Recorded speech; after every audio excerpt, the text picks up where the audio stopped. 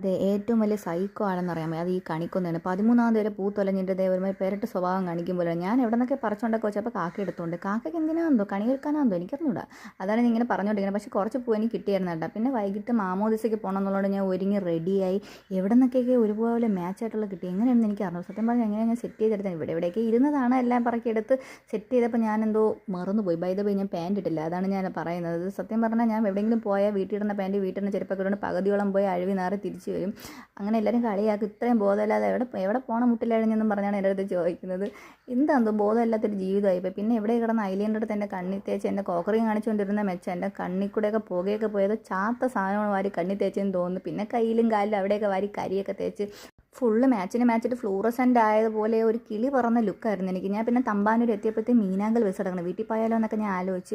പിന്നെ സടപടയെ എത്തിയെങ്കിലും എല്ലാം തീർന്നു. മാമോദിസയെ കഴിഞ്ഞ് എല്ലാവരും പുറത്തിറങ്ങി നിന്ന് ഞാൻ നേരെ പോയി ഇവനെ പോയി സ്പോട്ട് ചെയ്ത് ഷൂഷു എന്ന് വിളിച്ചപ്പോൾ ആരാ എന്നെ ഷൂഷു എന്ന് വിളിച്ചത് നമ്മൾ തിരിഞ്ഞു നോക്കി. ഓ യമഹേരുന്ന എന്ന് പറഞ്ഞാൽ എന്നെ നോക്കുന്നത്. കുറച്ചൊരു ഉമ്മയെ കൊടുത്ത് മയക്കി എടുത്ത് ആൾ ചാർജ് ആവാൻ കുറച്ച് സമയം എടുക്കും. ഇതങ്ങനെ മയങ്ങിയിരിക്കുന്നതൊന്നും അല്ല കേട്ടോ. ഫുഡ് കഴിക്കാൻ പോകുന്നതിന് ഒരു എക്സൈറ്റ്മെൻറ്റിലാണ്. അങ്ങനെ ഇരുന്നപ്പോൾ ഒരു അശരീരി കേൾക്കുന്നു. എനിക്ക് ഒന്നും കഴിക്കണ്ട.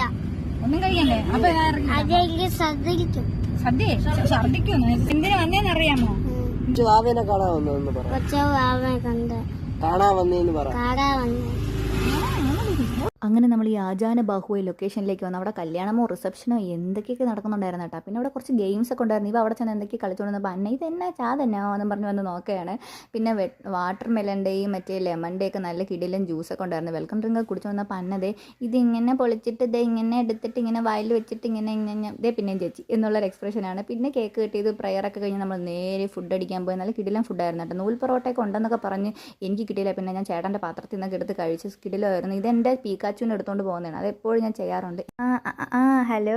അപ്പോൾ ഇതിൻ്റെ ഇടയിൽ ഇങ്ങനെ ഒരു കലാപരിപാടി നടക്കണം. നമ്മൾ വിളിച്ചപ്പോൾ പറയണേ നമ്മൾ ഫ്രണ്ട്സാ ഉറങ്ങാൻ വേണ്ടി തോളിലിട്ടതാ എന്നുള്ളൊരു എക്സ്പ്രഷനാണ്. പോയപ്പോഴാ കുട്ടിയുടെ അടുത്ത് പറഞ്ഞ് ജസ്റ്റ് നമുക്കൊരു ഹായ് ബൈ ഫ്രണ്ട്സ് ആവാമോ ഹോയ് ഹോയ് എന്നൊക്കെ പറഞ്ഞ് വിളിച്ച്. പിന്നെ ഞാൻ ഒരുപാട് കളിയാക്കിയപ്പോൾ ചെറുതായിട്ട് ചിരിയും നാണമൊക്കെ വന്ന് കുറച്ച് കഴിഞ്ഞ് വന്ന് ആറ്റിറ്റ്യൂഡിലിരുന്നത് ഇങ്ങോട്ട് വാ ഇവിടെ 2 പരിപ്പുടയും ചായയും കൊണ്ട് വാ സാറിന് എന്നൊരു എക്സ്പ്രഷനാണ്.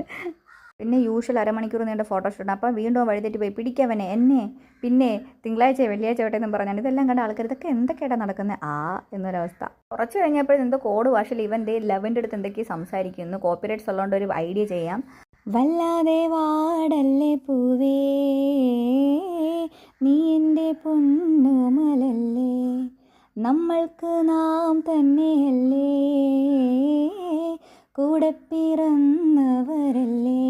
അതെ, ഇതൊരിക്കലും വാഴ 2ൻ്റെ പെയ്ഡ് പ്രൊമോഷനൊന്നും അല്ല. അങ്ങനെ ഊബറിലെ ചേട്ടൻ പറയണം ഞാൻ കുറേ സമയമായിട്ട് വെയിറ്റ് ചെയ്യണം വാ കുട്ടീന്ന്. അങ്ങനെ ഇപ്രാവശ്യം പ്ലാൻ ചെയ്ത വിഷുക്കണില്ല അളകൊള്ളമായി